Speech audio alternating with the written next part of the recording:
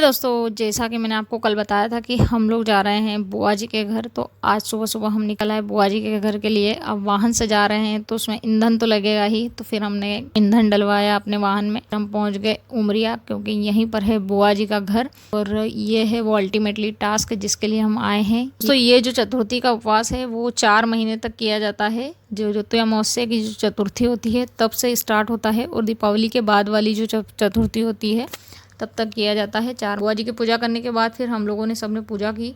उसके बाद आता है भोजन करने का समय। तो दाल बाटी बनी थी, साथ में था मोदक जो कि चूरमा बना हुआ था वो। फिर हमने सबको भोजन करवाया। फिर हम निकल गए बुआ जी के खलियान की ओर। वहाँ पर दादी जो है हमारी भाभी, उन्होंने फूफा जी को सिखाया कि बछड़े को कैसे बांधा जाता है। उसके बाद फिर हम वापस घर के लिए निकल आए। रास्ते में लगा बेड़िया, क्योंकि वहाँ पर वोटिंग होती है। हमारे जो वोटर आईडी है वहीं के हैं, तो हमने सोचा कि यहाँ पर वोटिंग कर लेते हैं। लेकिन वहाँ पर जाकर हमारे साथ एक और चीज़ हो गई। हमारे जो है वोटर लिस्ट से नाम हट चुके हैं वहाँ से, तो वहाँ से फिर मुझे वापस आना पड़ा।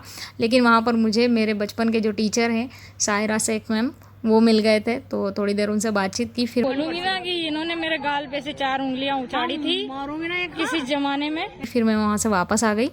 वहाँ से वापस आकर हम घर तो आए, लेकिन घर आते से ही हम वापस निकल आए मौसी के घर के लिए और मौसी के घर पहुँच गए। मौसी के घर आए तो भैया यहाँ की नर्सरी का आनंद तो लेंगे ही। फिर हमने आकर जाम खाए। मैंने जाम तोड़े भी पेड़ से, पेड़ पर चढ़कर तोड़े। और मम्मी आ जाए और आल पाला न लाए, ऐसा हो सकता है। तो फिर ये थोड़ी सी आल पालक ये भी वहाँ से हमने तोड़ ली।